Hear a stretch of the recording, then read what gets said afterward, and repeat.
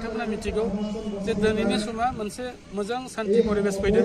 आरो बिटिआर एकर्डनि गेजेरजों जोंनि बे ओनसोलखौ आरोबाव रासिन जौगाहोनांगौनि थाखाय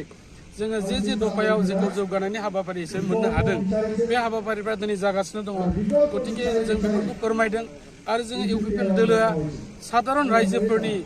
गांनाय उखैनायखौ सुफुंनो थाखाय जोनोम जानाय मोनसे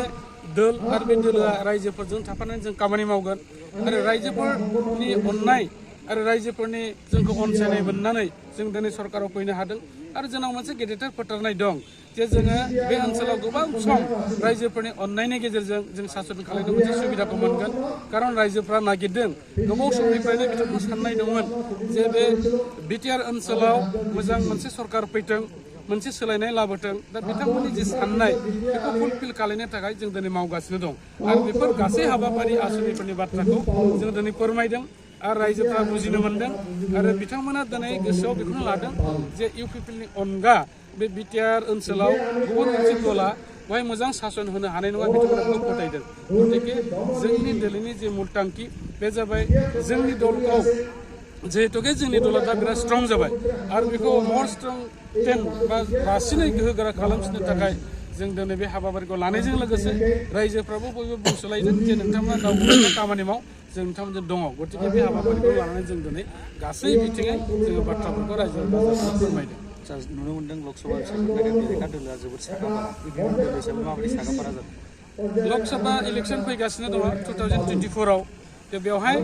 नोंथांमोना हयथ' गोबां समाव गोबां दोलोफोरनि बाथ्रा खोनादों आरो राजनिति बाथ्राफ्रा बा राजनिति फोथाराव जायफ्रा ओंखारगोन बा दोलोफ्राव दङ बिथांमोनहा गाव गावनि बाथ्राखौ बुंगोन। नाथाय जोंनि बेलायाव जों बेखौनो होनगोन जों दिनै स्टेटआवबो मोनसे अलसिदा सरकार आरो लोगोसेयै जोङो बिटिआरआवहाय जोंनि दोलोआनो बेवहाय मेजर रल लानानै गुबुन दोलोफोरजों जों मोनसे सरकार सालायगासिनो दङ। गतिके बे क'क्राझार बियाबाव लकसभा समस्तियाव जोंखौ फेजेननो हानाय रोखोमै खुनु मोनसे दोल दिनैनि थारिखआव गैया जों बेखौ बुंगोन आरो जोङो मोजां थारैनो बेखौ देरहानो हागोन आरो फैबाय थानाय समावनो बधय साफ्रोमनोबो बेखौ दिन्थिगोन जे थारैनो इउपिपिएल दोलोआ बे क'क्राझार लकसभा समस्तिखौ बिथांमोना गोरलैयैनो देरहानो हाबाय होननानै आरो बेखौ जों बेखौनो बुंनो हादों रायजो राजाफोरनि अनसायनाय रायजो राजाफोरनि हेफाजाब मददजों जों बेखौ निस्सय जों लाखिनो हागोन आरो जों लाखिथारगोन बे जोंनाव फोथायनाय दङ आरो बेखौ जोङो दिनैनो फोसावनो हायो जे जेखि दोल फैया मानो बिथांमोना जोंजों कम्पिट खालामनो हानाय गोहो रावनावबो गैया होननानै। इउपिपिएल दोलो हिसाबै जों दाबो बबेयाव बेसेबां होगोन थिरांथा लायाखै नाथाय नाम्बार 1 जों क'क्राझारखौ लादों। क'क्राझारा बे मास्ट बाव जोंनि केन्डिडेट थागोन आरो बिनि अनगायै गुबुन बहाबा होनो हाबावगोन नामा जों बेखौ सिन्था सरसा खालामदों आरो लोगोसेयैनो नोंथांमोना मिथिगौ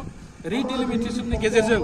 जुदि बे इलेक्सना जायोबा बेवहाय बिटिआरआव मोननै समस्ति जागोन क'क्राझार आरो उदालगुरि अब्ला जोङो बेखौ गुबुन रोखोमै सानगोन। क'क्राझाराव थाखाबायानोसै खिन्थु रिडिलिमिटेसननि खामानिया आथिखालाव सरकारजों बा इलेक्सन कमिशनारजों फोसावजादोंब्लाबो जिहेतुके बेयो दाबो डाइलेमायावहाय दङ दा बेखौ फोसावनाय लोगो लोगो बै मोनसेयाव मा खालायगोन जों बेखौबो उनाव सावरायनायनि गेजेरजों नोंथांमोना मिथिहोनाय जागोन।